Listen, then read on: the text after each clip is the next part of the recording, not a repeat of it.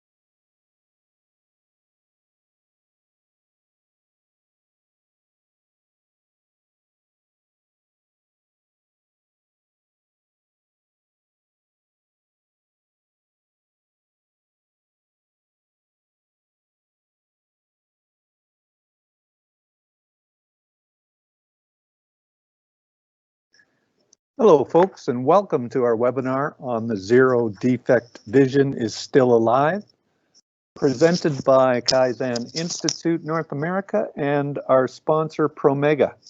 We'll be starting up in about 10 minutes at the top of the hour, and we ask that you be patient, and we'll be with you just as soon as we can. If you do have any questions or concerns, feel welcome to use the conversation Q&A icon that shows up on your screen when you mouse over. Open that up, and you can type in a question or comment, and we'll deal with it as we can. Thanks, folks.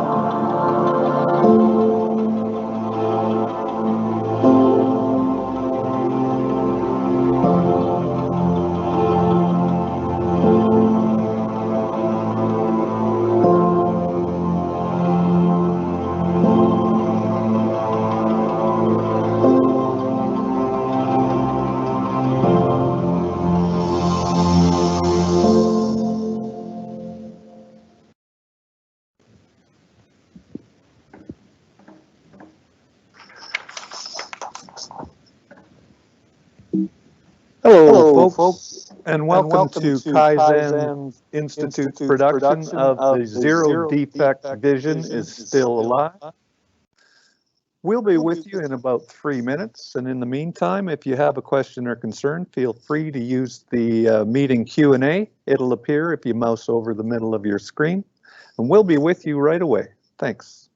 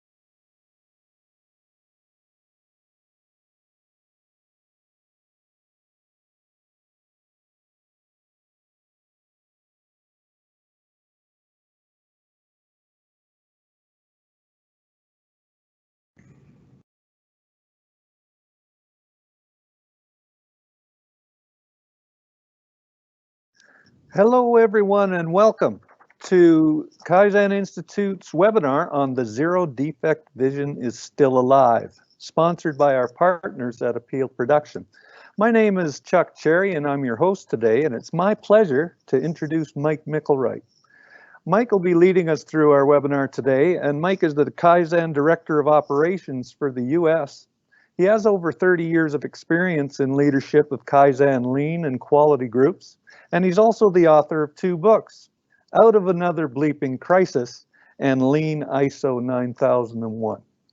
Our webinar agenda includes a question and answer period at the end of Mike's presentation. Should you have questions at any time during the presentation, please feel free to use our Q&A board. If you mouse over the middle of your screen, you should see an icon appear to open it up. You can type it in there and we will deal with it at the end of the presentation. So without further ado, we'll turn it over to Mike. Thank you very much, Chuck. Hello, everyone. Again, this is Mike Mickelwright calling from Chicago. I want to welcome everyone. I understand that we have just over 300 registrants, and so we're very excited about that. Nice turnout.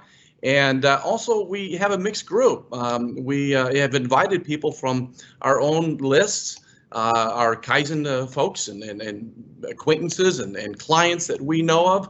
But then also we have a lot of quality folks, people who are traditionally from the quality management or quality assurance field. So we have both groups of people that are joining us today, and which I'm excited about because my past has been in both areas, both arenas, in the quality world and in the Kaizen or the /lean world. And I've always been a proponent about bringing the two together and how we need to merge the two and not treat them as two different silos focused in on continuous improvement in different ways. They're complementary forces that we should use to as a big gain, a big potential gain for the organization as a whole. So interesting title, huh? The Zero Defect Vision is Still Alive, and isn't that a beautiful picture in front of you? And right through that hole in the clouds is way out there is a vision of zero defects. Now, Some of you may have heard of the term zero defects. It was coined a number of years ago, quite a number of years ago, back in the 60s and 70s by a fellow named Phil Crosby. And Phil he wrote a book called Quality is Free and kind of coined the term zero defects. And back in the 80s and 90s, quality was all the rage. It was huge, it was big, and we had lots of gurus like Deming and Duran and Feigenbaum and Crosby, and then in Japan we had Taguchi and Shingo and Ishikawa. So all these people, but after a while, quality kind of became almost in a way a commodity, an expectation, which is a good thing. But some terms kind of died, like zero defects. But I want to tell you, at the Kaizen Institute, it never died because it was always a vision. It's out there, like way out there between the clouds that we see in front of us. There's a distant vision out there of always trying to reach that aspiration of zero defects. And it's not just the Kaizen Institute, but it's the kind of the lean mindset as a whole, because there is another definition of lean that many of you probably have heard. I'm just going to read this. I didn't put it on a slide, but it is the pursuit of perfection via a systematic approach to identifying and eliminating waste through continuous improvement of processes, enabling the product to flow at a rate determined by the pull of the customer. But the first part of that, the pursuit of perfection. And that's what it is it's a pursuit and it's an aspiration. And it's always been part of our MO, who we are at the Kaizen Institute, and it should be part of anyone's MO who's really trying to focus on continuous improvement, that vision, that aspiration of zero defects. So what we put together here is a webinar that kind of talks about what are the main aspects, the main elements to get to and to strive for and to abide by the path or the vision of getting to zero defects. And that's what this webinar is about. And we'd like to thank our sponsor. Chuck mentioned earlier, our sponsor is Appeal Production. Appeal is a video production company that aims to give your business the appeal that it deserves. It's a full-service video agency who loves what they create. They always have one ultimate goal, that's creating visual materials that work. With skills in video production and graphic design and motion graphics and creative counseling, they have all the skills necessary to ensure your company stands out above the rest, and they do a great job. We have, in fact, Andy should be online, I believe, and Andy wanted to say a couple words. Andy's with Appeal Production, and just want to let everyone know that the reason this webinar is free and so many of our other webinars are free is because we have sponsors like Appeal Production who are bringing this to you for free. So Andy, did you want to say a couple words?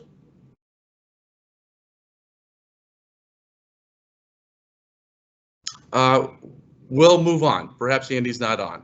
So let's move on to the agenda. So in the agenda, we are going to cover, of course, an introduction, and we'll talk about the vision of zero defects, and then we'll lay the foundation. Where do we start? Where do we start? Where does the focus actually begin? So that's part of daily Kaizen. We'll talk a little bit about how problem solving does work traditionally, but how it should work as well moving forward. And then structured problem solving processes, simple ones and more complex ones for different types of problems or issues that we're working through. And then we'll talk a little bit about autonomous quality matrix, a matrix that's used to that we use to help us understand where do we want to put controls in place, where do we want to make sure that we can get the biggest bang for the buck and make sure that we're achieving or getting closer and closer to zero defects.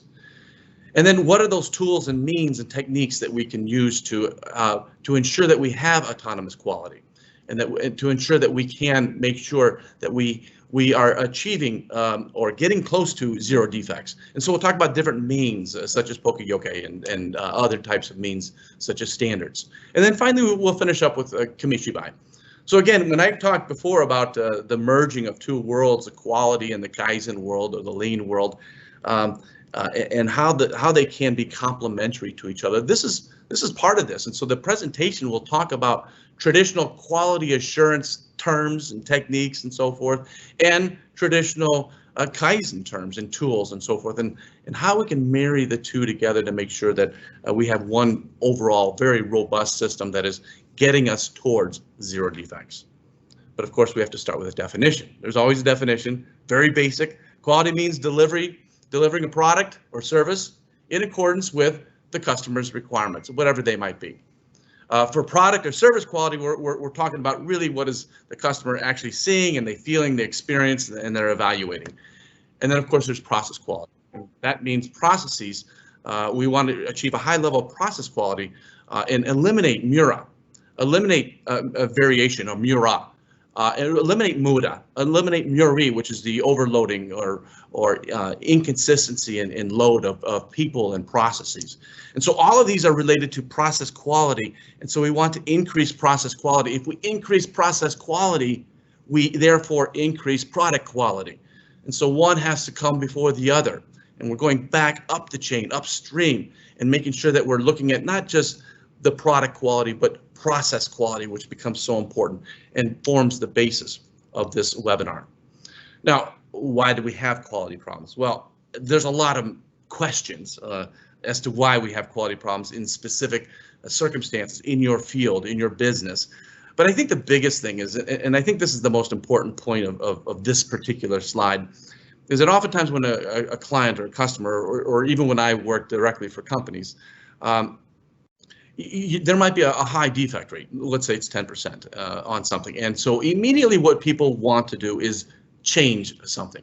Change software, change hardware, change the design, change the specifications, change the tolerances, change materials, change the process, change all kinds of things. We immediately want to change things because our defect rate is so high. But that's not what we should be doing. We shouldn't be changing anything because the main part of the analysis is saying 90% of the time we produce good parts, we produce good services, and it's only 10% that we don't. So we have to find out how or why we produce good stuff and not just focus on changing something, because as soon as we change something in the processes, in the system itself, we are introducing new variation. We're introducing a new factor, a new problem. And we shouldn't be doing that before we understand how we do produce good stuff 90% of the time. So that's a very important lesson. I think that many of us don't quite grasp is don't just immediately start changing things. Let's first do an analysis and figure out why. And so how do we typically deal with quality problems? Well, of course, there's finger pointing. We all know that. Lots of finger pointing. It's not about asking why multiple times. It's about who. And so we do that. But a lot of times also, because we don't have the visibility, problems are ignored. And so that's an important point. We got to have visibility to the problems. We have to see the problems. We have to make it apparent to all in the area, who work in the area, or people who are visiting to the area. We want to make sure that problems are visible. All problems are visible. Sometimes we think, geez, it's just hopeless. This problem's always been here. It'll never go away. And yet we don't understand that we still make good product, and we have to understand why we make good product, and sometimes we don't, and understand it. So we shouldn't accept that it's a hopeless case. We don't allow for time in our schedules. Team leaders, especially group leaders, they don't allow for time to problem solve. They should. It should be part of their standard work, their leader standard work. Okay, and sometimes there's other reasons, like a lack of information, or we don't have good training. People are not adequate in training. So we want to develop this mindset of everyone is problem solvers, not just people who have special qualifications, but everyone needs to be involved in problem solving because they're the experts. But we have to provide those tools and the simple ways of doing those tools, using those tools, and visibility. So what is that vision then? Moving forward, what is the vision of zero defects? Well, quite simply, there are three principles that we talk about in the quality world. We can't improve what we can't control. So what does that mean? It means we have to have controls in our system. But it says you can't have controls in your system, and they may not be effective unless we can measure. Okay, so we need to have a way to measure how well we're doing or not doing. But we can't measure what we can't define. And so it always starts off at the definition of the problem. I know this is probably one of those things that, yeah, I know, define the problem. Yeah, we got it. And oftentimes we try to define the problem, but we don't do a very good job. We want to get into solution. And that's a big problem because defining the problem, if we define the problem wrong, if it's incorrect, if it's not robust enough, we're going to go down the wrong path. And we can't afford the time or the effort to go down the wrong path. So we really have to do that analysis to understand what is the problem today? What is the current state of the problem today? We have to define that, and then we have to find a way to measure it. And this takes time, especially when you're looking at a high level within the organization. It takes time to understand, to define the problem, and to properly find a way to measure it. Now, our vision of zero defects, of course, is a big part of that is the idea of eliminating problems, but not just problems, the causes to the problems. And so we have to do that. But to identify the problems and understand the problems, we have to measure those. And there's different types of problems and different types of waste, and there's different types of nonconformities. But we have to have a way to measure, just as we said in the previous slide. You can't control things unless you measure them. So we have to have a way to measure. Now, some of the tools that we'll introduce in this webinar is the autonomous quality matrix. Now, this is traditionally one of those, it's not traditionally one of those quality assurance things, even though it has the word quality in it. It's more traditionally one of those Kaizen things. It's a Kaizen tool that we oftentimes use for the same purpose of driving back our controls to the point of where they first occur, the point of where the defect first occurs. And then we have autonomous quality improvement, and so these are the techniques, the tools that we can use, and we'll review some of those briefly, like Poka-yoke, on how we make sure that zero defects can be achieved in certain areas. So we break down the idea of zero defects, and they can be achieved in certain areas, and so that's still a vision and goal. And then we broaden that, we increase the scope. And then we can start looking at zero defects in bigger and bigger scopes over bigger and bigger or larger amounts of time. Okay, so the zero defects attitude. Again, this is an attitude. Will we ever achieve zero defects? Maybe not. Again, it depends on the time frame, though. Maybe you will for a week or a day or whatever that might be. But more than anything, we want to look at it as this attitude. And we want to drive that into people and understand that people, we should always be looking at this vision of getting to that point. It's like always seeking perfection. So what does it mean? Well, number one, if there's defects, don't let it go. Stop it. Find but build a system and the allowance for people to stop the problem before it goes on. Once it goes on, it goes away. It's out of sight, out of mind, and oh, I didn't get that much trouble, so if it happens again, no problem. No, we've got to have a standard where ideally we don't let it go. We do something about it now. And we don't treat nonconformities as if they're inevitable, that they will happen no matter what. We are smarter than that. We can find ways. We can use our creativity to come up with ways to ensure that defects don't have to be inevitable. We shouldn't allow for an admissible level of nonconformities. We should always be driving that down further and further. And we want to show our mistakes, never hide them. This will allow us to get to zero defects. Now, how do we do this in our environment, in our organizational environment? We want to move over towards the right side. And this is working at the Gemba, again, at the Gemba meaning the location where the value is actually being added. We want to move towards this, and we have this hierarchical structure in which management is supporting all the masses of people. And they do that by becoming a team member, by doing things involving others, by becoming a team member and not dictatorial or micromanaging people like we see on the left-hand side, and people just listen. So there has to be that involvement. But how do we do that? Well, that's going to be partly through what we talk about when we get to daily Kaizen. Now, of course, we've all heard about the iceberg. There's so many different iceberg pictures out there. We've seen them in other presentations. This is a beautiful one. But we talk about this also in terms of the cost of poor quality. The price the organization has to pay for stuff or services that don't meet customer requirements. That's the cost of poor quality. So all of that stuff. So on the top, you might see dollars related to complaints or corrections or penalties or scrap or defects or repair, on and on and on, and we can perhaps quantify that. There's a lot of other stuff we can't quantify, and that sometimes is a huge number. Time that management is spent on problems rather than strategy, rather than problem solving, rather than continuous improvement activities. Time spent on transportation urgencies, other miscellaneous financial costs, loss of customer, loss of customers, loss of brand image. All of these things add up. They're huge and they're hard to quantify. And one of those great gurus from the past, one of my heroes personally, Dr. Deming. Dr. Deming said, but he that would run his company on visible figures alone will in time have neither company nor figures. So it's much more than what we can quantify. And he also said he should know that before he starts on improvements, that he will be able to quantify only a trivial part of the game.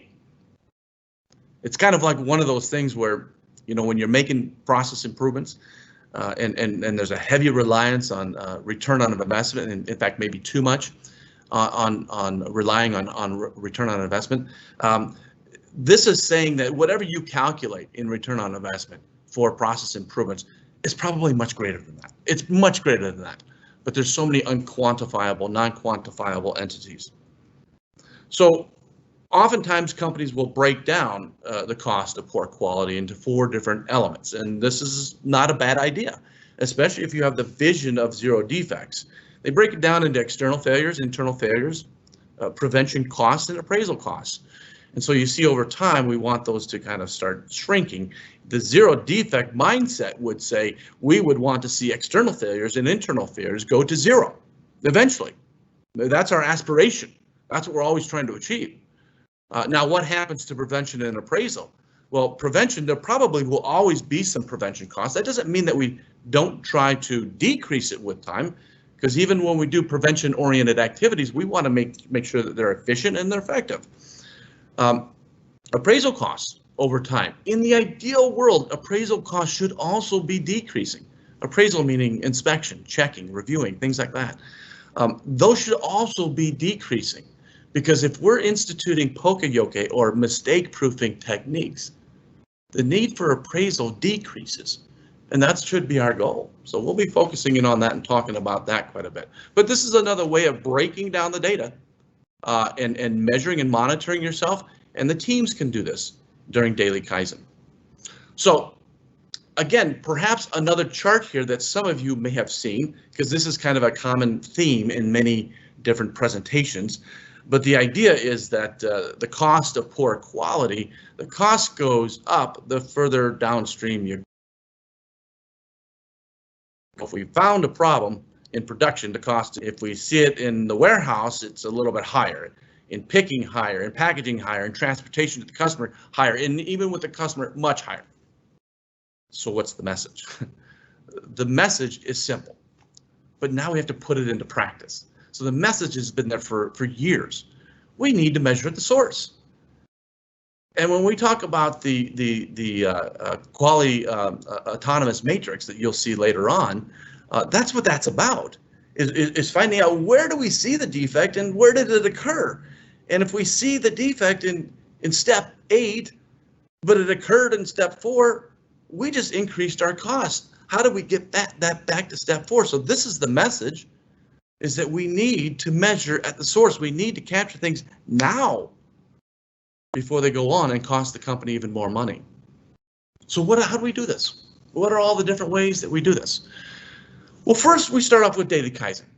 Okay, what does daily Kaizen mean? Well, daily is understood to mean frequently. As frequent as possible. In most organizations, it is truly daily. And the more frequent, the better it is. What do we do? Well, first of all, there are leaders, daily Kaizen leaders. Those are the leaders of the natural teams. Natural teams mean teams that naturally work together because they're producing something together and they have to be near each other or they're part of a certain function. And so we have a daily leader, daily Kaizen leader that looks over that. Okay, and so they kind of lead the effort. So daily Kaizen is about team organization.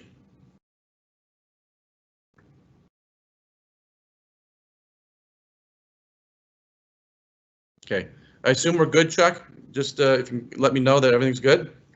We can still hear you. Your video's frozen. Oh, the video's frozen. Okay, but you can see my screen. Yes, we can. Okay. All right, good. We're going to keep going, even though my video is frozen. I hope I have a good pose there, because what people tend to do is they start taking pictures of bad poses when it's frozen. So hopefully that's not that way.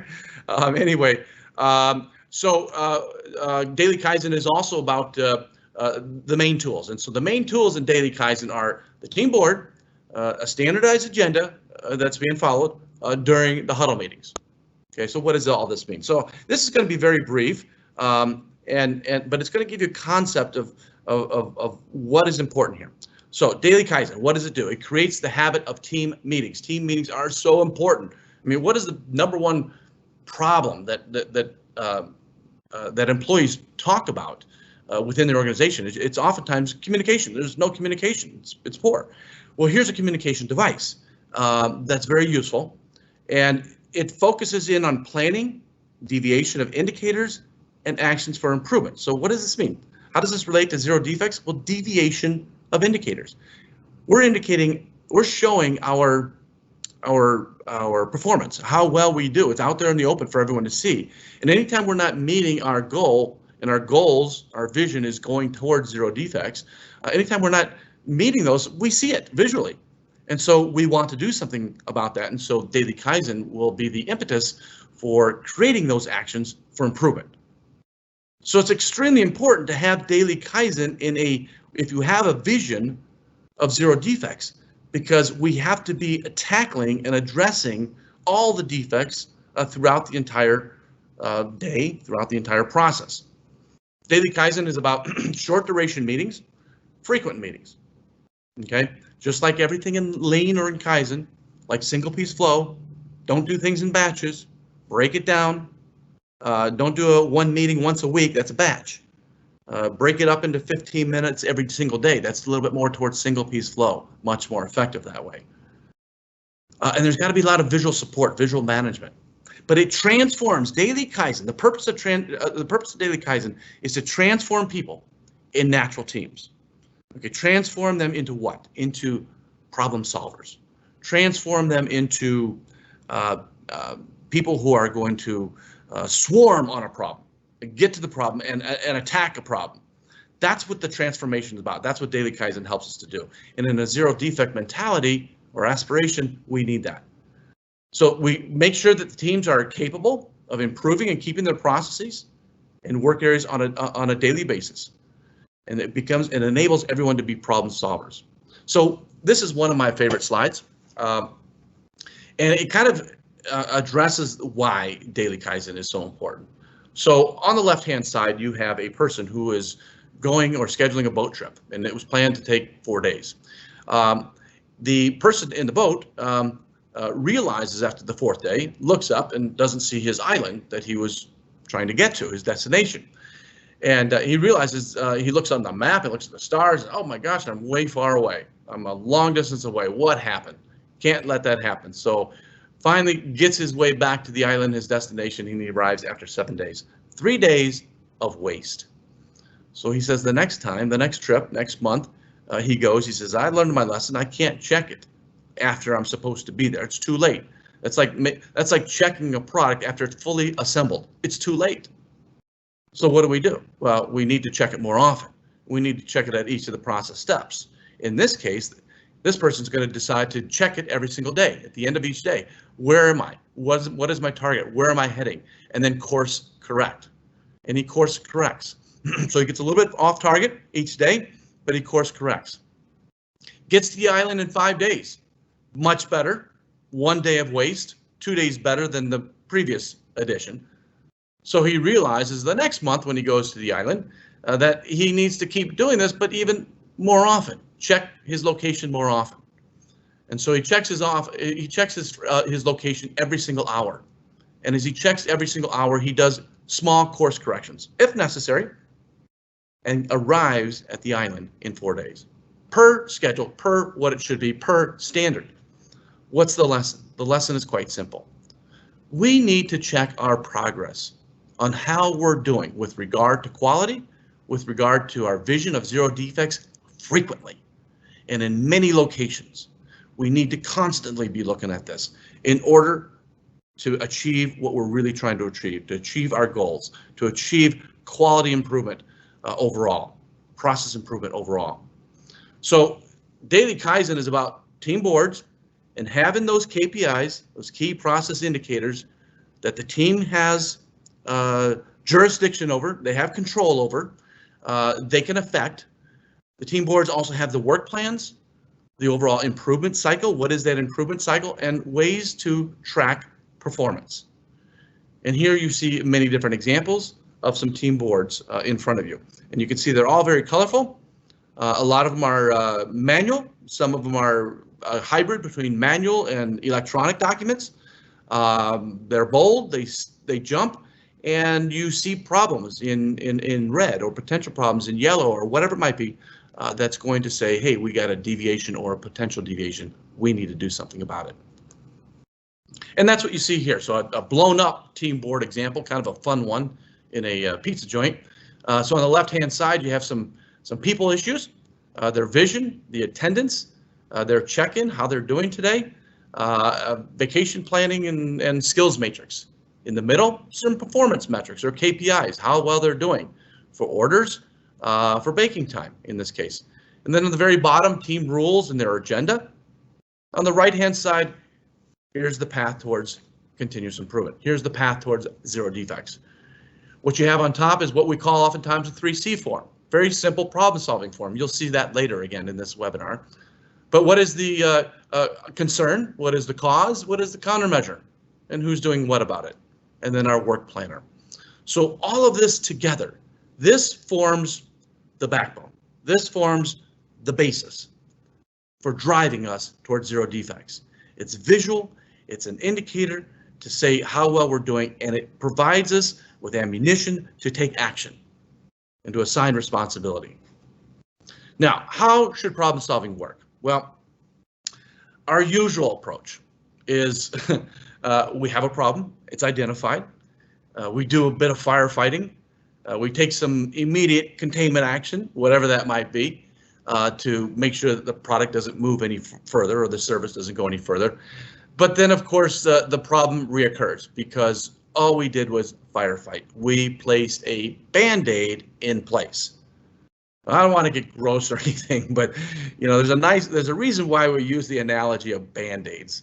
When you have a wound, you put a Band-Aid on the wound to stop the bleeding, right? But then you got to take it off at some point. In the business world, we put Band-Aids on and we never take them off. They stay there and they accumulate.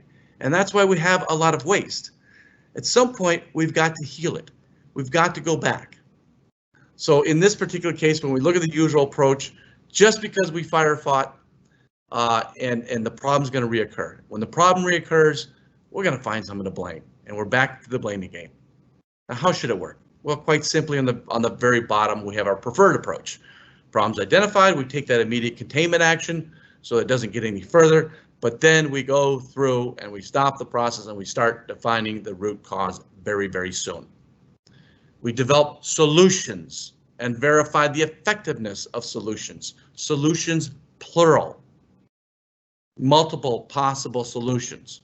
And then we cascade those solutions, those possible countermeasures as applicable throughout the company.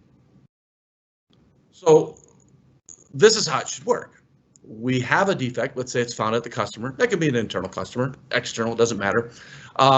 But it occurs and the customer sees the problem.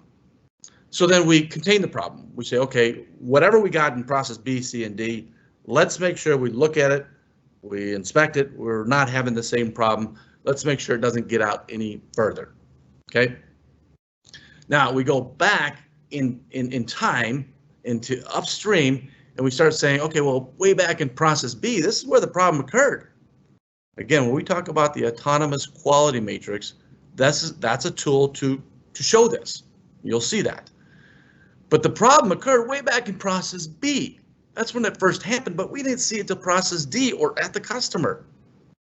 So what do we do then? Well, then we find a way to prevent the problem, which might be between process A and B. Okay, because the cause or the root cause is way back there. Well, how do we do that? Well, that's when we talk about our autonomous quality means. This is where things like Poka-yoke fit in. Way back there, where the process first occurred. So we do need, of course, a structured problem-solving process. And it's not a bad idea to have multiple processes, problem-solving processes for multiple or different types of levels of problems, okay? And who's working on them, day-to-day or bigger problems, that type of thing. Might want to think about that as well. Now, here's something that we call the fishing kiss. I'm sorry, I said it wrong. The kissing fish concept. Not the fish, never mind. Anyway, so the reason we show this is because, you know, these triangles, these diamonds kind of look like, I guess, a kissing fish. But I think the image here is really important. And if you're a leader out there, I hope you get this image ingrained in your mind, because there's a very important message with regard to the kissing fish concept. In the beginning, we open up and we have to define the problem. So on the left-hand side, vague problem, we define it, okay? But we have to have initially divergent thinking. That's the open space on the very left-hand side of vague problems. That's the divergent thinking, to open up our minds on what is the problem, what is the potential problem, what does it consist of, what is it not, where does it happen, where does it not happen, how does it happen, how does it not happen, all of those things. And then we use our divergent thinking, that's where the two lines come together to form the real dot, to define the real problem. Okay, so we finally defined it, but we just don't do it. We consider many different things, and we use our divergent thinking before convergent thinking. Then causes. We got to use our divergent thinking. Open up the minds to all the different causes. That's where things like fishbone diagram comes into play, because we're opening up our minds to all the different possible causes. And then after we identify the causes, we have to find a way to use divergent thinking to narrow down on some of the causes and the root causes. After we've done that, we use our divergent thinking to open up our minds to all the different countermeasures, all the different solutions, if you will, and consider many different ones. And then we hone in and filter down into the countermeasures that we're actually going to take, the chosen solutions that we're going to take, and those are the red dots. And so that's the process. Now, the reason I say this is really important for managers and directors and so forth to understand this concept is because I feel your role as a coach, as a leader, as a Kaizen leader, as a quality leader, your role is, when people are problem solving, you need to be asking these questions. How did you define the vague problem? How did you define a problem? What did you consider? What was it not? What was it? What about the causes? How many different causes did you identify? How did you get to the real root cause? How do you know it's not other causes? What is the process that you use in getting to root cause analysis? And then when you get to solutions, how do you know this is the best solution? These are coaching questions. These are the types of questions leaders should be asking. How do you know that you chose the best solution? What other ones did you consider? Are those still viable? Are they backup? Can you still use those countermeasures? How do you deploy those things? So this is, it's because we want quantity. We want people to consider all possible causes, all possible solutions. And the kissing fish concept lets us down that, allows us to understand that. Now, if you recall a little while ago, I said there's two different, or there could be multiple different types of problem solving. You have a simple problem solving tool that can be used.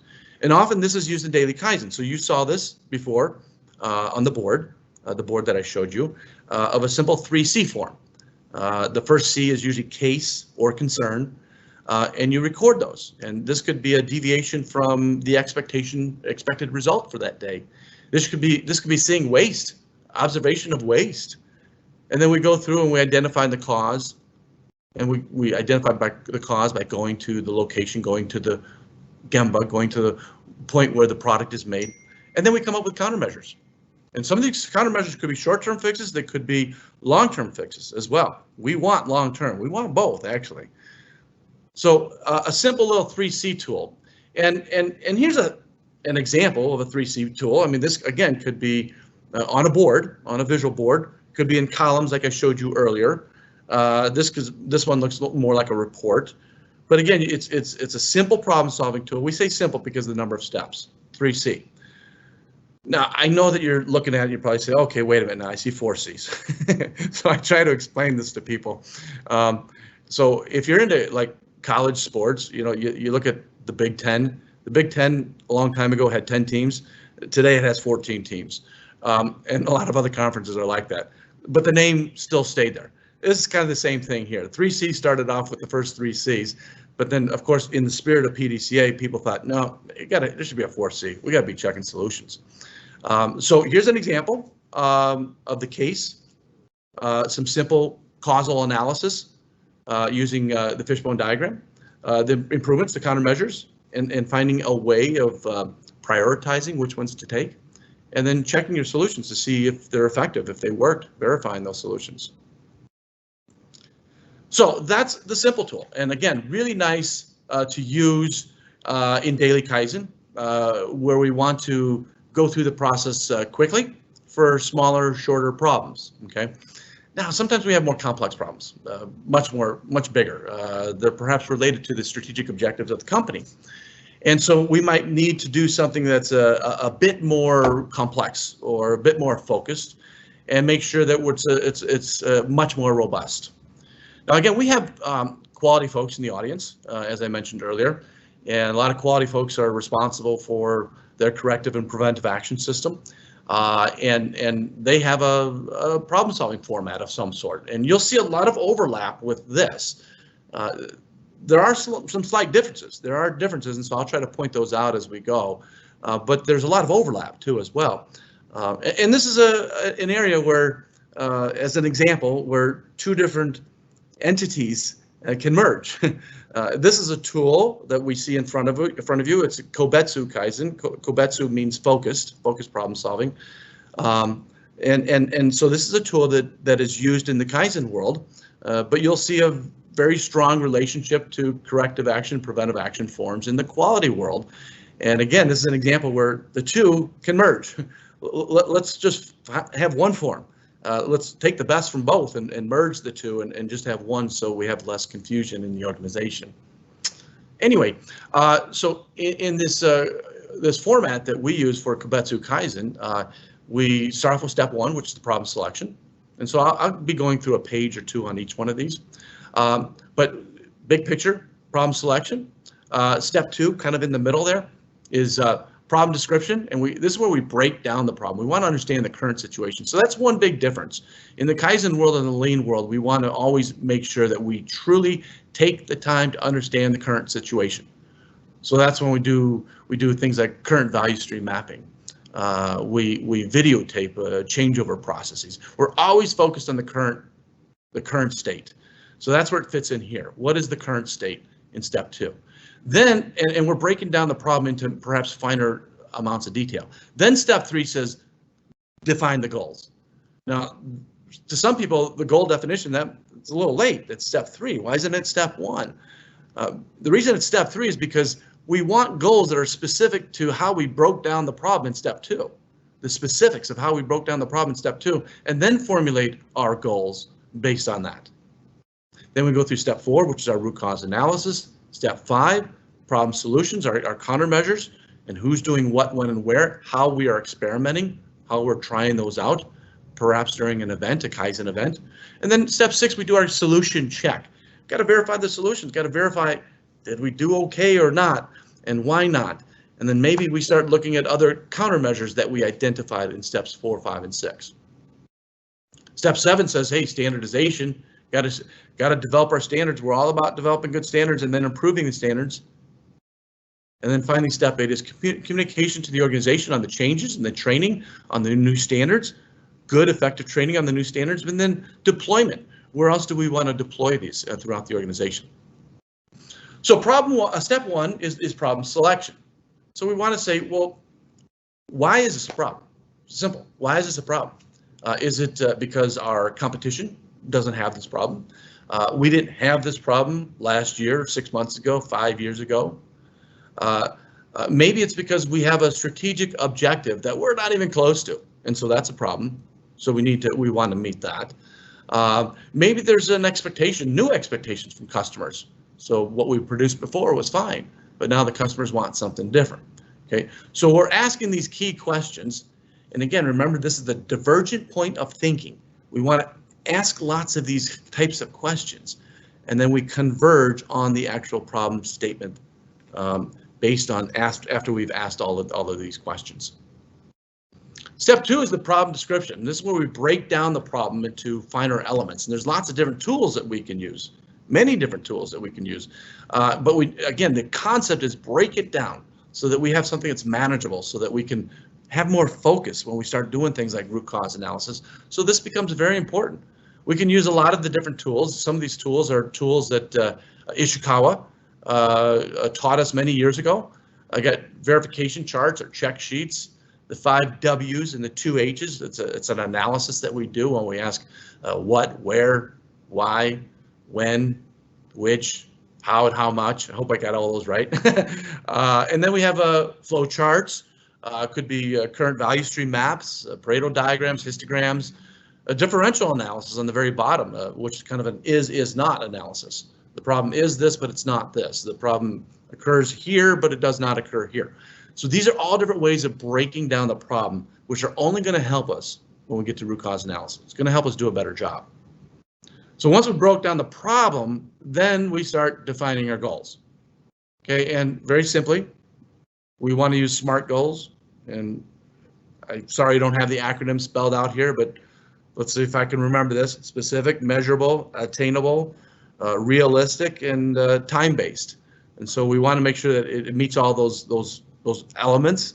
But when we develop the actual goal statement or the goal definition, we want to, at a minimum, make sure it explains what, when, and by how much. So a nice little example on the bottom here, our focus on reduction of customer complaints. We want to reduce the average monthly number of customer complaints from 11 in 2019 to less than 6 by July 2020. So it meets the what, the when, and the how much goals, or definitions, parts of the definitions. Step 4 says we got to do root cause analysis. Okay, so it's always helpful to have data. If you have the data, please get the data, use the data. This is where it comes in. As far as the specific data, and we're looking at causes and so forth. So what is a survey? Do we have survey data?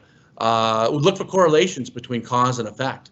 What are the evaluation methods that we want to use? Go to the Gemba, of course. When we're doing root cause analysis, you have to spend time at the Gemba. That's probably one of the most important things, is watching the process over and over again, taking notes, and then coming back and developing your root cause analysis after you've taken your notes, or doing it right there at the location on a big old whiteboard or flip chart paper. That's very effective. So root cause analysis becomes really important. So the tools that we use, and so many of you know about the simple tools. Once again, you have Pareto chart that comes into play. Well, we saw the Pareto chart in step 2, and now we're seeing it in step 4. And so does that make sense? And the answer is yes, it does make sense. In step 2, we use a Pareto chart to break down the data into the different parts of the problem. Now we're going to use a Pareto chart to break it down by causes. So we have the problem focused in on, but now what are the different causes? And so we can use a Pareto chart for that. And then we use the cause and effect diagram, or the Ishikawa diagram, or we go through 5 whys. So first you have your Pareto principle, and on the right side it says very simply that it's the 80-20 rule. We all know about that. Many of us know about that. 20% of all the causes explain 80% of the problems. So in other words, 80% of the problems that's what our focus is caused by 20% of these causes that we identified. So that's our focus. And if those are our causes, then we can do some root cause analysis on that. Now, one of the tools that we use is the fishbone diagram. Nice little picture of a fishbone. But in the head is the effect. That's our problem. That's our concern. That can come right off the 3C as, like I said, the concern or the case or the problem. Those are all basically the same thing.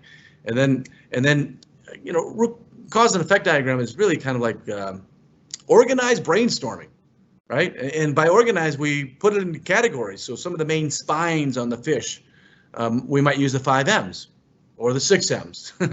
They're just different categories, right? To open up our minds on what are the different possible causes of creating this effect or this concern. In the office world, in the transactional world, people don't use sometimes the 5 M's, but they use the 6 P's. policies, procedures, people, plant, program, planet. Oh, wow. So we can use those. Does it really matter? In a way, it doesn't. This is just a way to categorize what makes sense for you. If you wanted to add different spines, that's fine. But it's just a way to open up our minds to all the different possibilities of causes. That's the main intent. Again, that divergent thinking on the kissing fish diagram, we want to open up our minds to all the different possibilities. This is what's helping us to do that.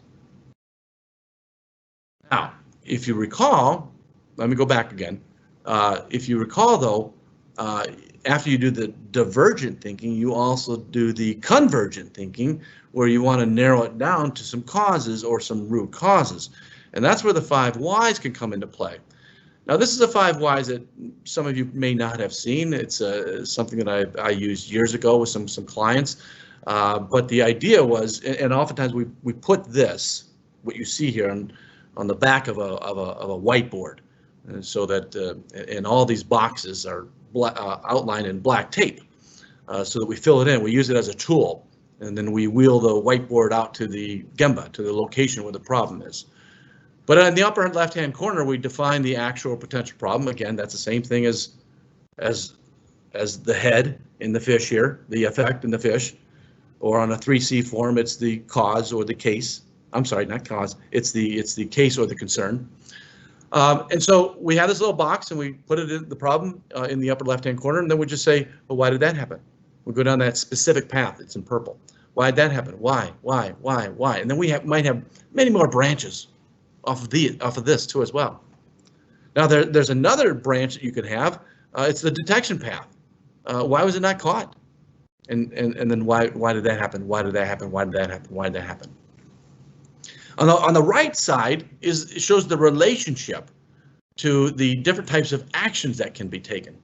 So in other words, if you ask why once, you might take a containment action. It might be on the process, it might be on the product. You might isolate the product.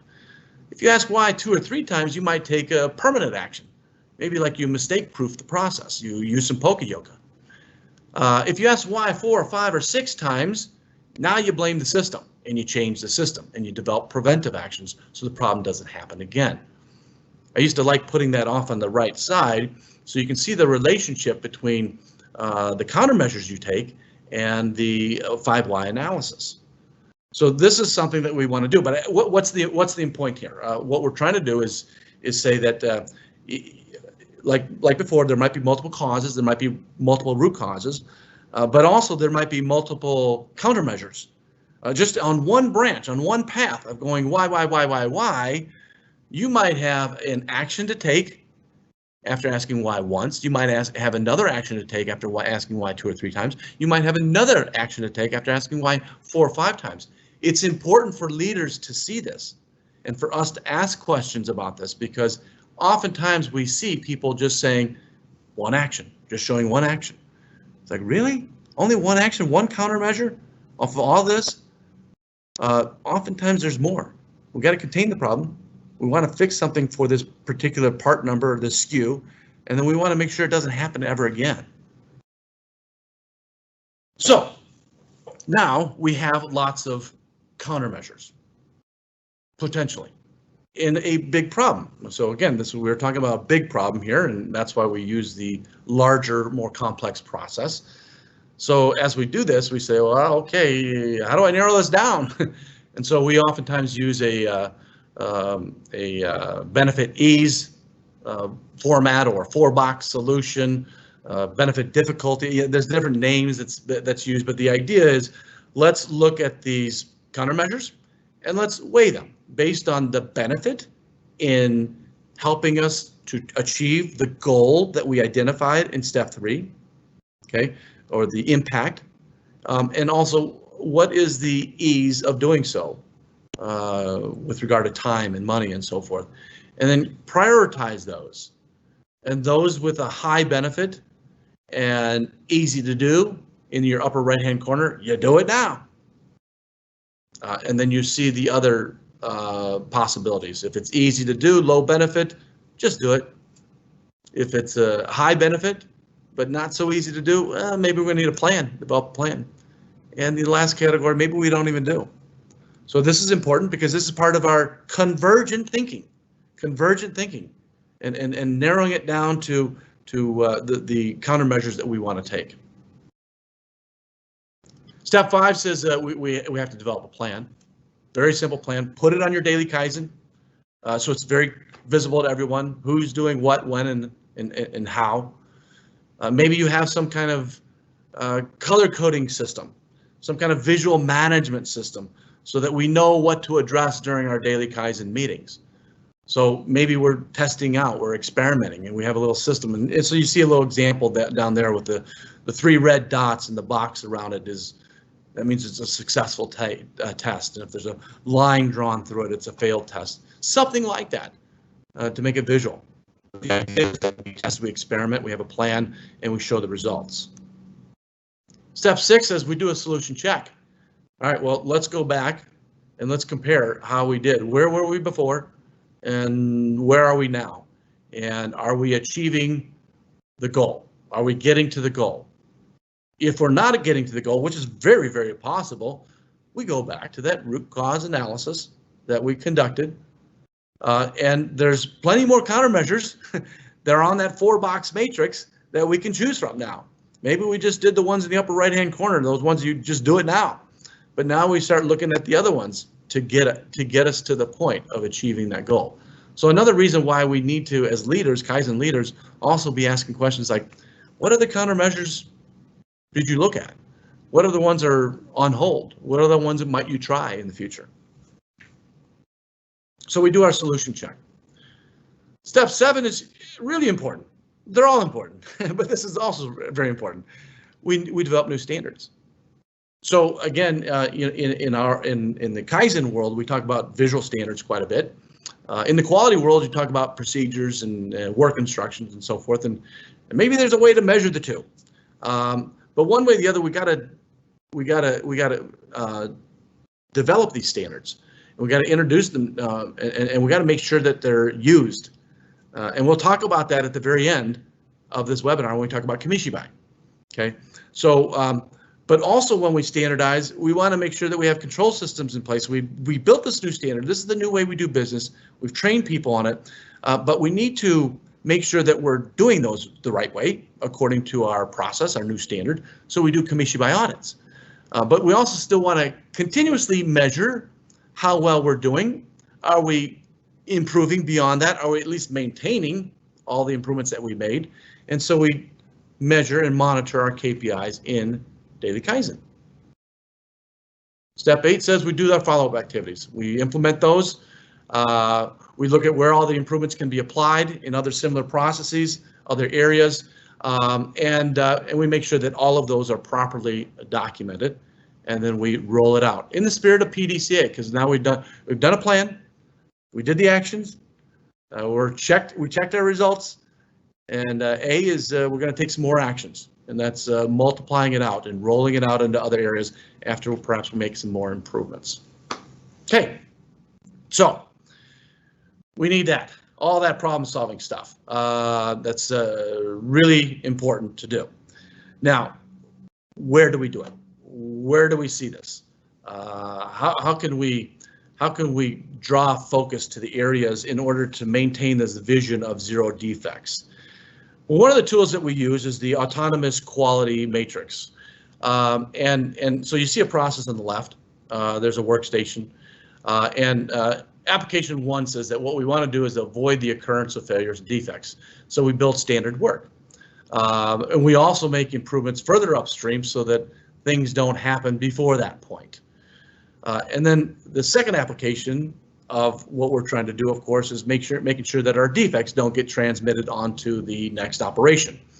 Okay, but we need to see that. We need to somehow see that where the defects is being seen and where it's being created. So, but the goal is always to detect the failure, see the failure as soon as it occurs. It's much too late to do anything about it if it occurs much later.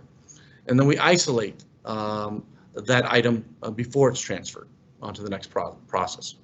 So our autonomous quality matrix is, the goal is to make the quality level visible in each workstation. Now, I know many of you have not done this before. This is new. We look at quality in its aggregate after the product has been completely assembled or produced or whatever. But we want to make sure that the quality level is visible in each workstation. See, again, there's a common theme here, is breaking down the data. Remember step 2, we broke down the data. We broke down the situation from a very high level to a more detailed level. This now is really detailed level. Now we're breaking it down and we want to see quality levels at each workstation. And we also want to draw the links between what is the point of detection in a process and the point of origin of the problem, of the failure. And then once we see that relationship, we're going to find ways to manage those defects and correct the issue, correct the problems. So we create this autonomous quality matrix, and the process is like this. We divide the process into areas or stations where the failures could occur. So these might be process steps or workstations or whatever it might be, and that'd be across the right the top, the x-axis on the top of the matrix. And then we divide the process into areas or stations where failures can be detected. So these might be the exact same areas or workstations as what we have across the top. So you're just developing a matrix of process areas or workstations, and you're developing that matrix so you can kind of see the relationship between the two. So then you go ahead and you create the matrix. And then we want to identify different types of failures. What are, again, we're not talking about causes, different types of failures. And many of you have already done this probably, so this might be already in place. However, I would always, and I always have done this with clients, is make sure we do a quick check, because a lot of times when we, like if people are reporting defects or problems electronically, they have a drop-down menu, and on the drop-down menu, it's supposed to be like types of failures, but oftentimes it's a mixture of causes, of types of failures, of too much level of detail, of who, a department, like a department might be a type of failure. So we got to make sure that we are really focusing on types of failures only. And then the reason we do that is because we develop a form. We're going to develop a form for collecting data at each workstation so that we can see the problems that are identified at each workstation. That's primarily what we're looking for. Where do we observe the problems? Where do we observe that problem occurring? And then we define a procedure, of course, for how often we're collecting this data, who's collecting it, how we're analyzing, how we're putting it together, the follow-ups, things like that, how it's getting into daily Kaizen, how it's being reviewed by the team, those types of things. So it's really those first 6 steps in the creation of the matrix, just the creation of the matrix.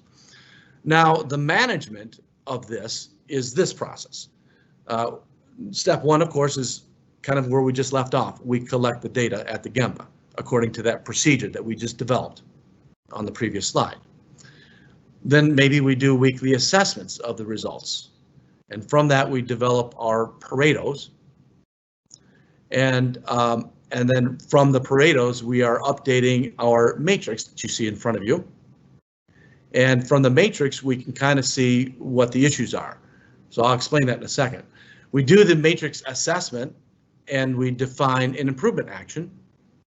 And then, of course, we have our follow-up actions and indicators. And this goes all the way back to the beginning. And so this is what we see or can see in daily Kaizen. We're making it visible. So what is this trying to tell us? Well, what it's trying to tell us is that, let's say that you go across the gray boxes on the top and you go to whatever step 4, and then that's where the problem was created, where the accident happened.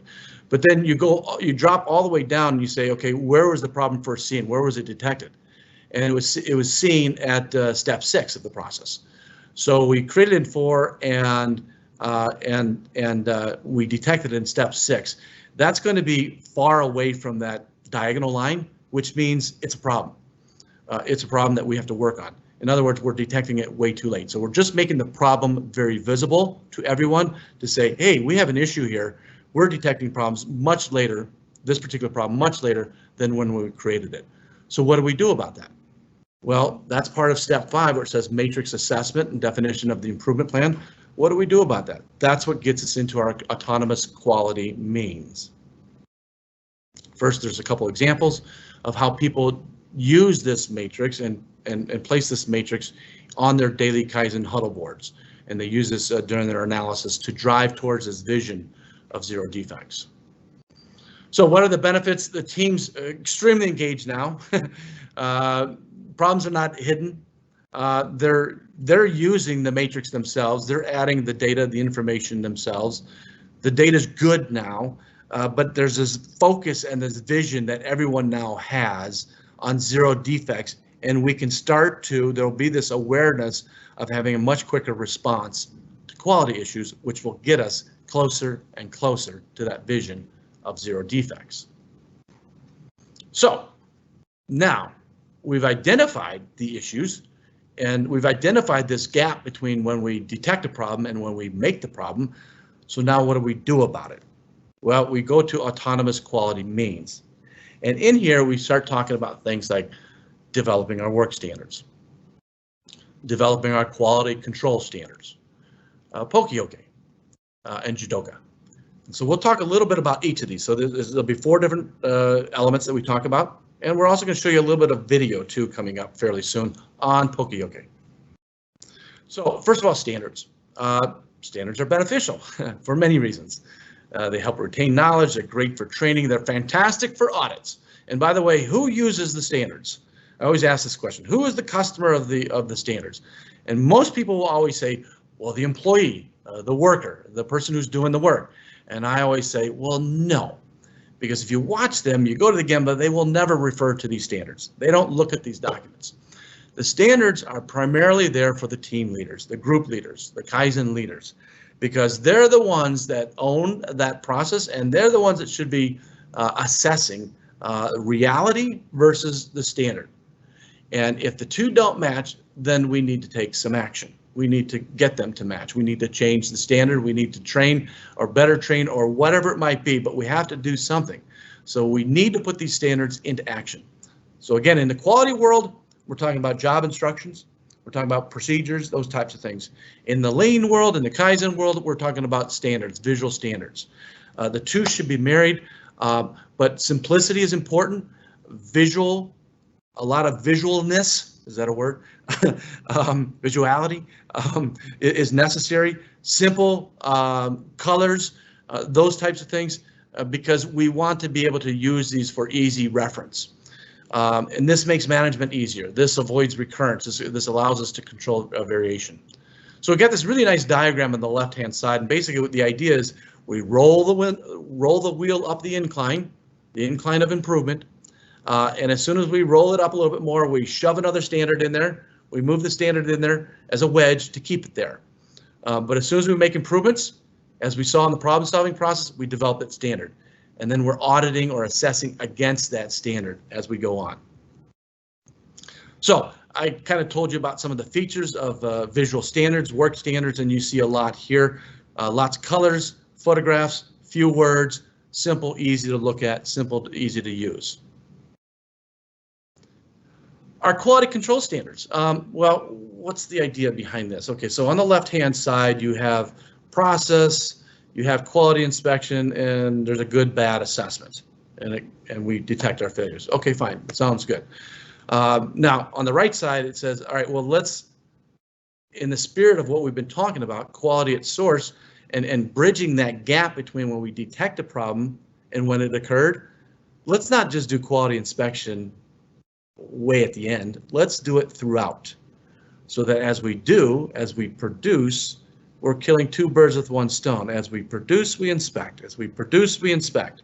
This is quality at the source. This is moving it back upstream so that we can nip it in the bud, as they say. See the issue and work on the issue right then and there before we do any more value add to the product that is not value add, because we're adding value to something that's defective. So we got to bring it back, detect the failures at the point of origin, and then solve them there. Now, one of the things that we talk about, of course, is, and many of you have probably heard of this, Poka-yoke. What is the origin? Well, you see some Japanese words on the left. Basically, the translation is that what we're trying to do is avoid inadvertent errors. Or the definition is a system that avoids the production or transmission of an error or defect. It's great. It's fantastic. It's the way to go. It's the new world. It's the new age. My background is as an engineer. I got a degree in engineering. I went to my first company that I worked for was the Saturn Corporation of General Motors, and I have to say, and that was a fantastic company at the time. But I have to say, I was never taught about poka-yoke. I was never taught about mistake proofing. Engineers should be the ones that are taught this way up front. It's one of the most important things to do as far as cost control and meeting customer demands and requirements. We don't put enough focus in on this until there's a problem, until after there's a problem. I mean, you could look at things right now, like even in this COVID-19 environment that we are all living through right now, the poka-yoke implementations are immense right now because we have a problem. And all of a sudden we have visual controls and visual management and mistake proofing coming out everywhere. That's great, that's fantastic. But why do we always have to wait for a problem? We should be doing this up front.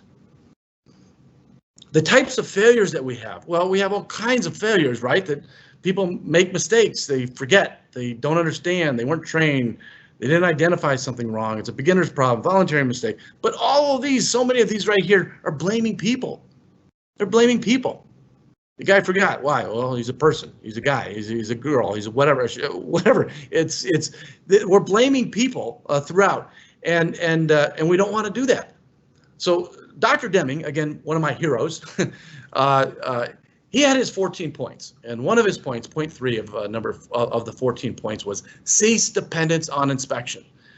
And basically it says inspection relies on comparisons of actual to specifications, not reducing variation. So that's one of the biggest problems. It's just a go, no go.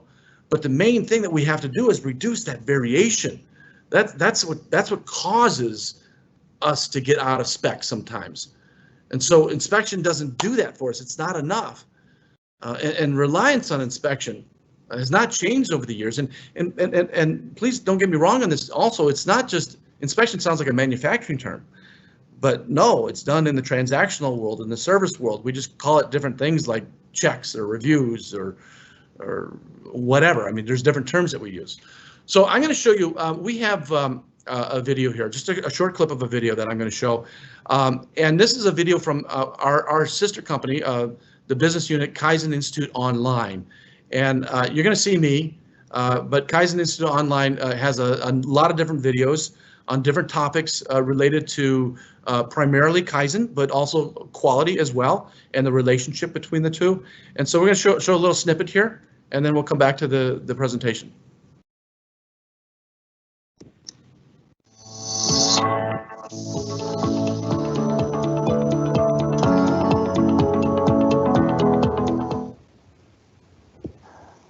The late, great W. Edwards Deming instructed us all to cease dependence on inspection. This was not understood by many people and largely ignored. First, it must be understood that inspection is non-value added in itself because it does not transform the product or the service. If you recall from our 8 process wastes, we have defects, overproduction, waiting, not using employees' minds or skills, transportation, inventory, motion, and excess processing. Inspection falls under the waste of excess processing, and as such, we should be reducing it and working towards eliminating it altogether, though that may never happen. Deming was simply stating that we are too dependent on inspection. It's like a drug and we want more of it, more of it, more of it. So we have the mindset of when there is a problem, add another inspection step or add another inspector to fix the problem. And this never works. And it's worse in transactional processes. We don't use the word inspection as much, but we use words like check or approve or review. So we need to get off this treadmill or this drug of inspecting quality in. And one way to do this is by mistake proofing the process. It's quite simple. The fewer mistakes there are, the less we need to inspect or waste.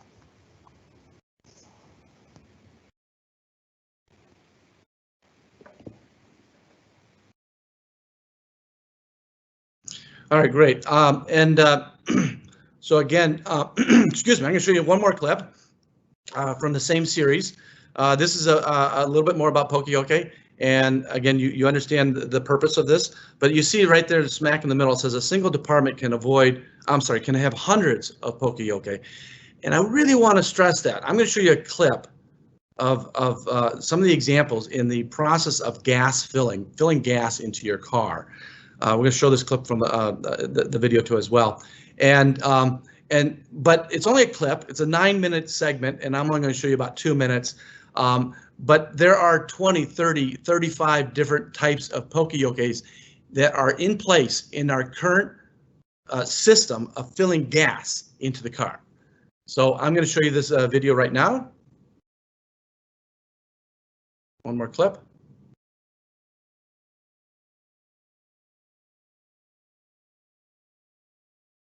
Maybe I'm not. Okay, I think we're going to go on. We're having a little issue there. Okay, so anyway, you know where to get the video. You know where to see the video.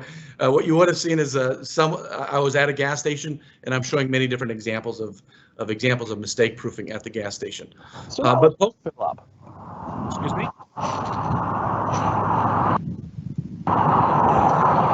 So the first mistake-proofing example I saw when I pulled into this gas station were these posts here. These posts are intended to protect the gas pumps from crazy drivers like myself accidentally crashing into them. So now it's time to fill up, but I have to first open up the fuel door. So our first step is to remove the gas cap. Now, years ago, the gas cap used to be independent. People would put it up on top of their vehicle, leave it there, drive off, and lose it forever. Well, the automotive manufacturers came up with a simple little device, a tether, to hold onto the gas cap, and also a holder to place the gas cap as you're filling. So the next step in the gas filling process is to pay before I fill. Even that by itself is a mistake-proof process. Years ago, consumers would fill their tank first and then pay for gas, but then there were a lot of drive-offs. Gas station owners didn't like that, of course, so they changed the process so that you have to pay first before you fill. I'm taking my credit card out, and here I see an indicator. It's a visual, and it says I can basically put the card in either this way or this way, because now this is mistake-proof, so I can't mess up that much. So I'm going to go ahead and put my credit card in with the magnetic strip up, and it's asking me for a 5-digit zip code. Even that's mistake-proof for the gas station owner to make sure that there is no fraud and that I am truly the person that owns this card and owns this car. So I'll type in my zip code and hit enter.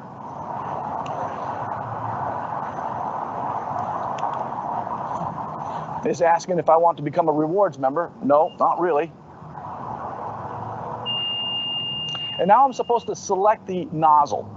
What grade of gasoline do I want? You hear the beep, the audible too as well. Well, that's what's nice about this. What you see here is diesel is separated from the 3 unleaded choices. And it's also color-coded. So you got the green diesel associated with the green nozzle. And green's up here as well. Well, I don't use diesel, so I'm not going to choose one of those. But I will choose one of these. 87, 89, or 91 octane. Of course, I'm cheap, so I'm going to go ahead with 87 octane. I'm going to first pull out the nozzle.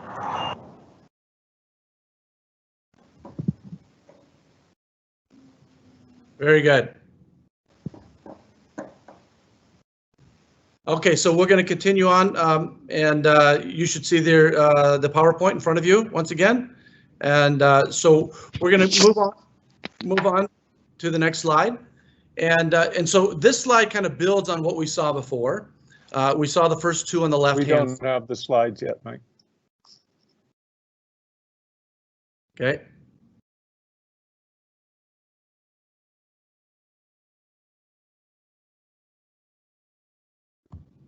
Okay, you should be seeing it soon. Got them now, thanks. Thank you. So the first 2 slides on the left you've seen already, and that's our progression to doing quality inspection at the source. And then the third step is saying, okay, now let's institute our anti-failure systems at those locations. So this is why the abundance of poka-yoke opportunities are huge, because we're talking about not just one location, but throughout the entire process. And this is where we add in our standards, our poka-yoke, our quality control standards, and so forth. Now, there's different types of poka-yoke. There are different types. The best, of course, is by physical contact. Physical contact involves the contact between two or more things. So you see some examples of electrical outlets on the right-hand side. And then the picture on the bottom is showing kind of an example of a pin and a locator hole used to make sure that we have good contact and it's mistake-proof properly. The second best types of poka-yoke types are one by performance steps. This involves monitoring steps in a process and triggering some kind of outcome if the step is not performed correctly.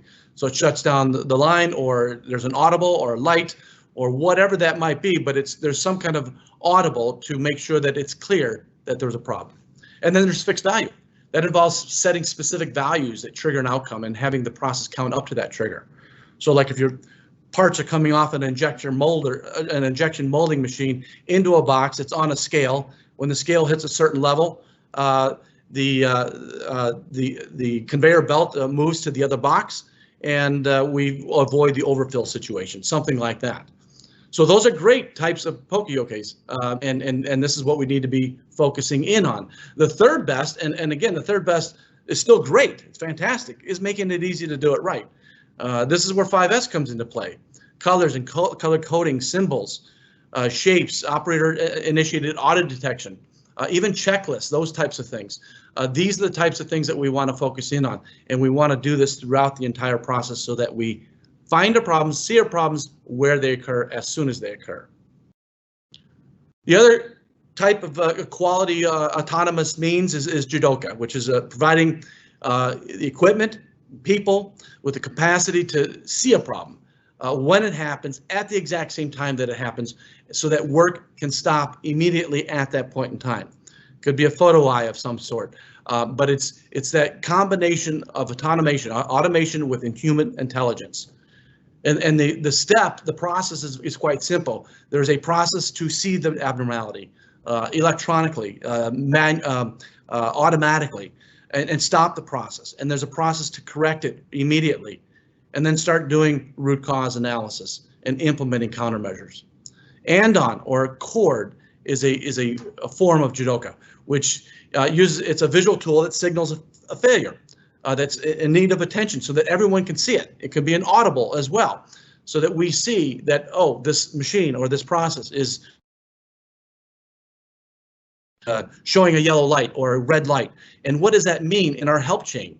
Which means if it's yellow, what does that mean? It's a warning. Does that mean I have to respond within 1 minute or 3 minutes or whatever that time frame is? And if I don't do it within that time frame, then it goes to red. It's that understanding and clearly understanding what each color means and what are the actions that need to be taken by the teams in the natural teams. So those are our tools. Those are our autonomous quality means that will help us to see the problems and do something about the problems as soon as they happen throughout the value stream.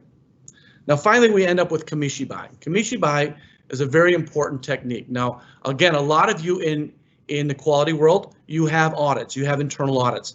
This is kind of like that, but it's much more, it's much shorter, it's much more visual, it's quick, and it's done by the owners of the process, the team leaders, the group leaders, all the way up the ladder.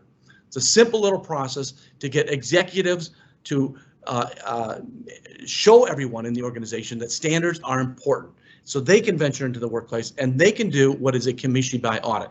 Now, Kamishibai is another Japanese word that just means paper theater, and so it's very visual. What you see in the upper left-hand corner is a Kamishibai card, two sides of the card, one side green, one side red. We're going to explain that in a bit. So it's a visual management tool that helps to reinforce our standards. It helps us to perform those audits. Sometimes we do audit Kamishibais, which are very good to do, but we could also have task Kamishibais. different tasks that have to be done throughout the day by certain people. And when they're done, we use the card, and the card will tell us what to do. Task Kamishibai is used to implement standard work in a visual way so that habits are created more easily. So some of those Poka-yoke implementations that we use, maybe we check those on a daily basis or an hourly basis to make sure that what they're checking is correct. Maybe that becomes a task Kamishibai.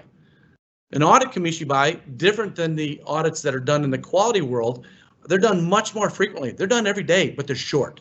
Just like the one-piece flow philosophy, same thing with audits, frequent and short durations. Here's an example of a card, and you see simple questions. Fire extinguishers are located in the designated locations.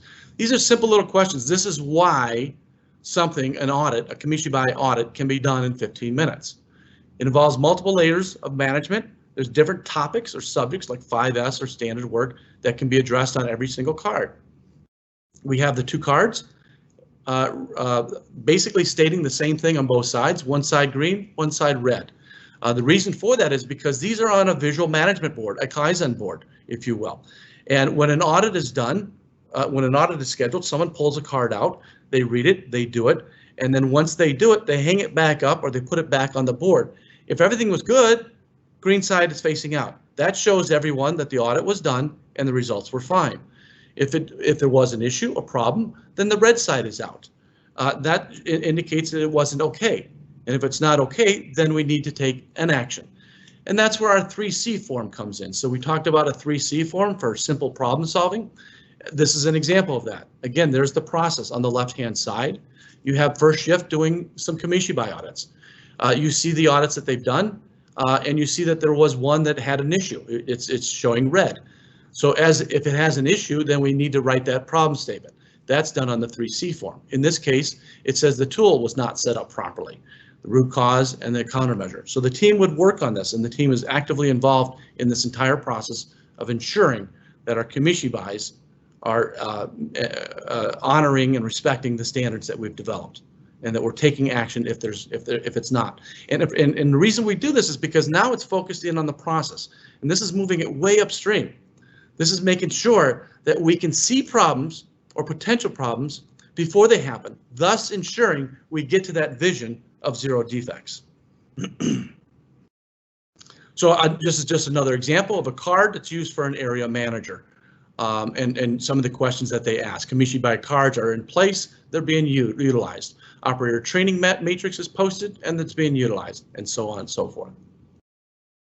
So with all of this said and done, all of these different tools, these different concepts, bringing in the kissing fish, the autonomous quality matrix, Kamishibai, quality at source, daily Kaizen work standards, all of this is what can help us to retain that vision of zero defects, keep it alive, and get us to the point of continuous improvement over and over again, and maybe even get us to the point of zero defects in short spurts or durations over shorter areas or smaller areas that we can expand upon as we move forward.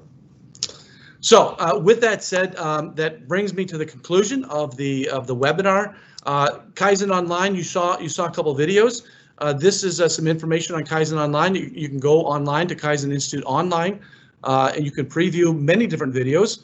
There's a 1-minute video on all of the videos. You see a nice little menu down the left-hand side, which includes the title, the topic, the chapter, and the duration of how long each of those videos are. And again, if you hit play for each of these, you can see a 1-minute previews. These are all called micro videos. They average about 3 minutes in length. There's 18 courses in total. There's per seat pricing, and it's for a 1-year subscription. So we invite you to go to KaizenInstituteOnline.com if you'd like to see more videos. Now, with regard to our webinars, we have many more webinars coming up. Next Thursday, a week from today, is Kaizen Culture. Other topics that we have coming up in the near future are Kaizen Energy, simple problem solving, integrating Kaizen into a quality management system, and many more topics that are brewing. So if you registered for this webinar, we hope you did, you should get an automatic invite when these things come up. Again, here's our contact information. Oh, and by the way, there is also, if you go to YouTube and type in Kaizen Institute North America, we have our YouTube channel, which includes all of the webinars. You can subscribe to that and see. This is our 6th webinar that we've done in 3 weeks. All of them will be there. This one will be there shortly. You can see that. Otherwise, you can contact us at these addresses for online training, online webinar, online events, Kaizen events, and a lot of coaching that we're doing. So we want to thank our sponsor, Appeal, for sponsoring this webinar and bringing it to all of us free of charge. So to everyone, everywhere, and every day, please stay well. Please take care of yourself, and always never stop improving. So with that said, I will turn this over to Chuck for a short Q&A session. Thank you very much. Thanks, Mike. That was great. Folks, I'll just draw your attention to the announcement board that we've been looking at. We've been receiving many questions over the course of this webinar. You'll also see a link there to a survey. If we'd encourage you to press the link, complete the survey. You'll get, when you complete the survey, you will get a certificate of attendance for the webinar. Also, those of you who we have the email addresses for will also receive an email containing a link to the survey. Along with that link, you'll get a link to download the PDF of the webinar, and also a link to the YouTube where there will be a recording of the webinar should you want to refer to it later. With that, we will go back to the beginning. Mike, we received a lot of questions here today, so we're going to deal with as many of these as we can. So first of all, Alejandro asked, what is the main differences that you see with ISO 9001? Have you seen ISO 9001/Kaizen combined as a system and registered under ISO? Yes, I'm not trying to promote a book, but I wrote a book called Lean ISO 9001 about 10 years ago. And so back then, we did have clients that merged the two. There's an absolute necessity to do so. A standard like an ISO 9001 standard only basically tells you the what, and that's really important stuff. At a high level, it says this is what you must have. You must have this. You shall do this. Kaizen tells you how to do it effectively. It provides the tools, and so the two don't compete at all. They should be complementary. They should be supporting each other, and that's the beauty of the Kaizen tools. It takes you beyond ISO 9001 and makes you a much better organization. But you also have to look at merging the systems because there's overlapping systems. I mean, in the Kaizen world we have Kamishibai, and in the ISO 9000 world you have internal audits that are oftentimes done once a month or once every 6 months. There's a lot of things that the two can learn from each other to create one overall system. But organizationally, it's important to have a person or a team of people who look at continuous improvement as a whole, no matter what it includes. If it includes Six Sigma or ISO or Kaizen, whatever, it's all one thing. It should be one entity. We should not have waste in our continuous improvement processes. Thanks, Mike. Bill has asked, if we can achieve 0 defects in a given process, is there more to do to continuously improve the quality of this process? That is, does improvement in quality end with the ability to achieve 0 defects? No, I don't think it does. There's always a continuous improvement spirit. There's always more ways to improve.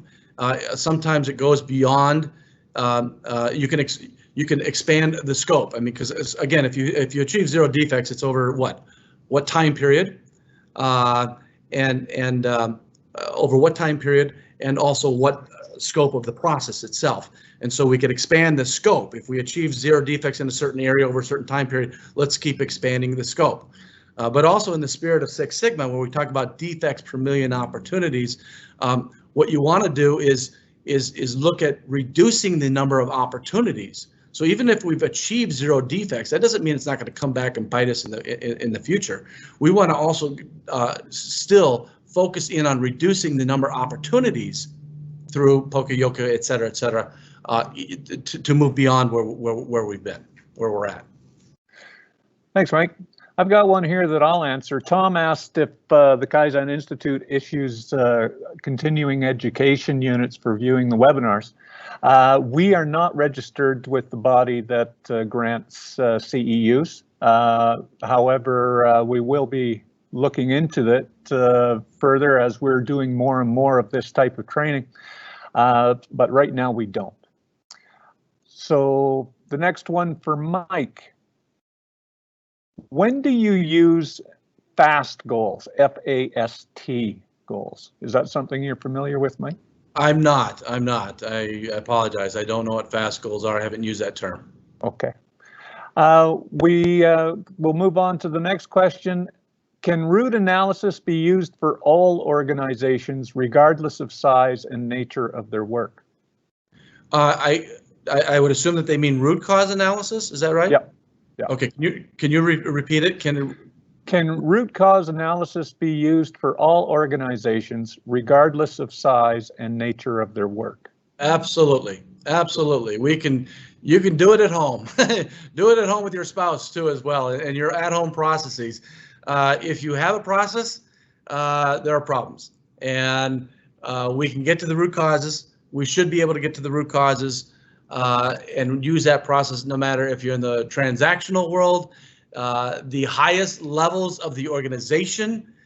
We should be using root cause analysis. The minor details within an organization, we should be using root cause analysis. Office, manufacturing, healthcare, everywhere. It applies. It's a universal tool because if you have problems, you have to get to the causes, the root causes of problems in order to improve. Thanks, Mike. Here's a question from Tom. If a culture is to tackle an autonomous quality improvement, not as a Kaizen blitz, but with a part-time cross-functional team, would you recommend progress milestones so the 8 steps don't fall by the wayside? Yes, yes, I would, and make those project milestones very visual. Include them in a visual board of some sort, so that it's very clear and that you're tracking progress through each of the steps. Because if you don't do this, it will die. It's much better. I know the question. I know what he's asking. He's saying if it's not an event. I will stress, of course, that the event is the way to go. The focused amount of time to solving a problem is hugely important in resolving that problem quickly. But if you don't do that, absolutely, you have to have. We should have deliverables. We should be monitoring the process all the way through the 8 steps. We should be visual. Leaders need to be asking key questions at each step. And this is the true value of doing the problem-solving process, is that leadership's involvement should be challenging at each step. This is not a review, this is not an approval. This is something that's done between a leader and a person that's spearheading the effort. Be asking questions each step along the way. How did you do this? How did you achieve root cause? What are the root causes? Why did you choose these? Are there other ones? How did you identify this problem? And be asking and challenging questions. That's where people really learn. Each step along the way, that's where we're really going to learn how to do true problem solving, is by being challenged in the knowledge, in the process by the leaders. It's the process of problem solving that's so important. It's not the solution. In the long run, the solution is important in the short term, but in the long run, what leaders need to be doing is teaching the problem solving process. Thanks, Mike. Moving on, Nitin asked, what is a Kamishibai audit? I believe you explained that following the question. Tom asks, if the company's CI culture is to tackle improvement with a cross-functional team, should the team disband before communication and hand off to process owner for standardization? Before the 3 to 6 month follow-up to revisit effectiveness. He's asking basically, when should the team disband?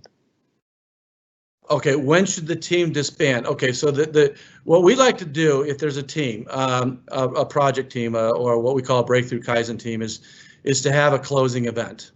And a closing event might be literally a full day or something, or day, maybe even two, in which we are looking at all the elements. Did we meet the goals? Did we meet the objectives? Are things standardized? Do we have a process to monitor? Are there KPIs that still need to be monitored on a daily basis? This is going to be the handoff to the daily Kaizen team, the local team. Now, these should not be different teams. There should be strong overlap. It may not be exactly the same team. So I'm talking about a project team versus the daily Kaizen team. There should be a lot of overlap between the two.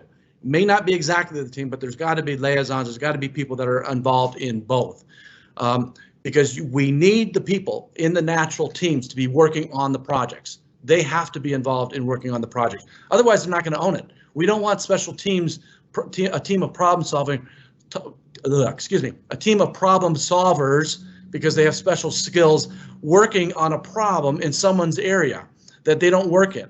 That's not going to work. There'll be no ownership. So there has to be that overlap between the two different types of teams. So when the project team finishes their project, they do the closing event, but the closing event is a transference over to the daily Kaizen routines and habits, and the visual management board and the KPIs and the leftover actions, et cetera, et cetera. Thanks, Mike.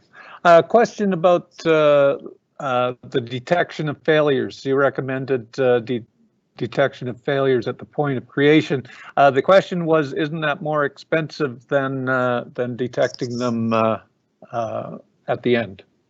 Good question. This is the question about doing things in a batch at the end, where you look at all the potential failures, you inspect everything all at one time in a big batch, versus doing it single piece flow. The idea, though, is that when we're not, it's a good question, because I'm not sure I made it clear in the presentation now that I think about it. When a person is doing the work, they're adding value, they're killing two birds with one stone. I know I did say that phrase at least. They're killing two birds with one stone, because what they're doing, and we set up the process like this, as they're adding value, they're also inspecting the previous work, either their work or the work that was done just in front of them. So it's not like we're adding more time. We are truly killing two birds with one stone. That is the goal. It's not, these are not people, inspectors, that are located between each process step. These are the people who are building the product or creating the service. So it's not expensive. It's not expensive at all. It's very cheap. There's almost no cost, because we're just doing two things at one time. Thanks, Mike. What guidance do you have for mistake proofing in professional services like engineering? Well, obviously there's lower level type things like checklists. Remember, if you recall, I showed different levels of mistake proofing, and one of the lower levels were checklists. But the visual management. So when we showed daily Kaizen just now, that obviously looked manufacturing oriented, and a lot of people think that way. But it absolutely applies to the engineering world, and I'm an engineer myself, as I've mentioned earlier. But so the visual management of the process and each step, and what is the work plan that's being done, is necessary in the engineering world or the project world. And I am talking about projects that might last 12 to 18 to 24 months.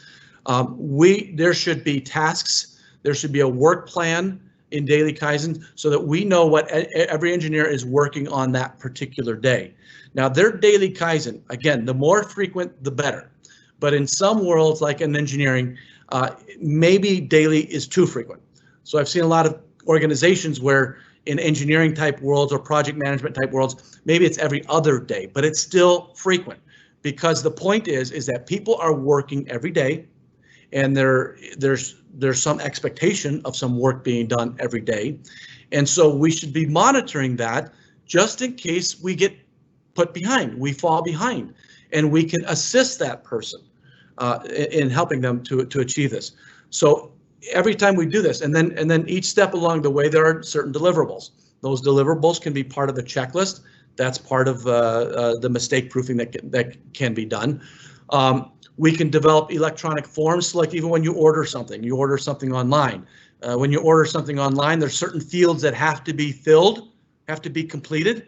So that, and if you don't complete it or you don't complete it correctly, you can't move on to the next step. There's no reason why we can't do that in engineering, the engineering process. There are certain fields in information that have to be completed, otherwise you can't move on to the next step. So there's a lot of applications. It's just a matter of kind of opening up the mind, thinking conceptually, what's the concept here, what am I trying to do, and how do I make it apply in this particular world? Thanks, Mike. Next question, poka-yoke, mistake proofing and error proofing. Do they all mean the same thing? For the most part, yes. We do, you know, there's some terms out there that, you know, are, I guess, less desired. Error proofing is not bad, but no, yes, they are basically the same terms. Okay. Kamishibai boards. Who normally does the inspections, and who would normally fix the problems? Would it be operations to inspect and maintenance to fix, or do you see it a different way than that? Or do you assign responsibility for that board? Good question. As far as who's doing the audits, we want leaders. It's for some of you who might be like in the automotive world, you might be familiar with layered process audit. Conceptually, it's the same thing as Kamishibai, but Kamishibai is very visual. It's easy, it's simple, and it's done frequently in a short term, in short durations, whereas layered process audits are not. But the one thing that they do have in common is that they're layered process audits. They do have that. So all levels of management should be involved. I've had companies where the operators are doing the Kamishibai audits. That's fine, that's great. More power to them, it's fantastic. As far as who does the action, the team should decide that. So the non-conformity, if you will, or the discrepancy is on the team board, and they should decide who's involved in that. Now, it's always best practice to get the people involved. I mean, if we're talking about operations and versus maintenance, that was the question, I believe. If it's lower level autonomous maintenance activities, absolutely the operator should be involved. With maintenance, both of them should be involved in developing that autonomous maintenance activity or task or whatever it might be. So that's involve the people who own that area as much as possible. Okay, final question, Mike. Is poka-yoke more reliable than traditional inspection processes? Or in other terms, would the goal be to eliminate inspection activities, including customer-specific requirements such as critical to quality or critical to process? Well, I don't live in a dream world to say that inspection will go away forever. It can't. As I mentioned with Demi, he said cease dependence on inspection. He didn't say get rid of it. He said cease dependence on it. We're too dependent. Every time there's a problem, we add more inspectors, or more inspection steps. It's crazy. It adds costs, and we're not attacking the problem. They're just Band-Aids. So yes, the goal, like the vision of zero defects, the vision of inspection would be none. Will we ever get there? I don't think so. And if customers are demanding certain things, of course we have to inspect per their requirements. We consider, we break out categories sometimes into value added, non-value added but required, or non-value added. Inspection is considered usually non-value added because it doesn't change the product at all. It doesn't change anything, so it's non-value added. However, if the customer requires it or a federal regulation requires it, then it's called non-value added but required. And all we can do with that is find ways to make it efficient. We can't get rid of it ever, but we got to find ways to make it more efficient. So will or should massive uses of poka-yoke be focused on over inspection? Absolutely. We should be doing poka-yoke tremendous amounts, so much more than what we do right now in the manufacturing world. And it's so possible to do. I mean, again, you look at what we're doing with COVID-19, and we've had the flu for centuries, right? The flu has been around for centuries, and we've been giving it to each other for centuries. We had no desire to protect ourselves, to wear masks, to wear face shields, to wear gloves. There was no reason to do it because it wasn't important before, and so we didn't do it. We had lost opportunities of declining the death rate due to the common flu over the years. But now, because it's so much more severe with COVID-19, now all of a sudden we're using mistake proofing left and right. We're finding all kinds of very creative ways to use it, and so that's, you know, there are many opportunities to use mistake proofing, to use poke-yoke, and we should be doing that and focusing in on that now as throughout our everyday lives. Thanks, Mike. So for those of you who still have a look at the chat window. There's a link to the survey there. That survey link is only open for 24 hours.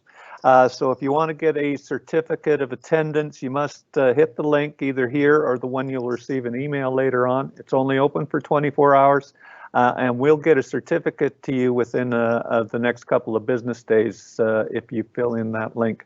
Along with the link in the email you'll receive, you'll also get the option to download the PDF slides and a link to the recording as well.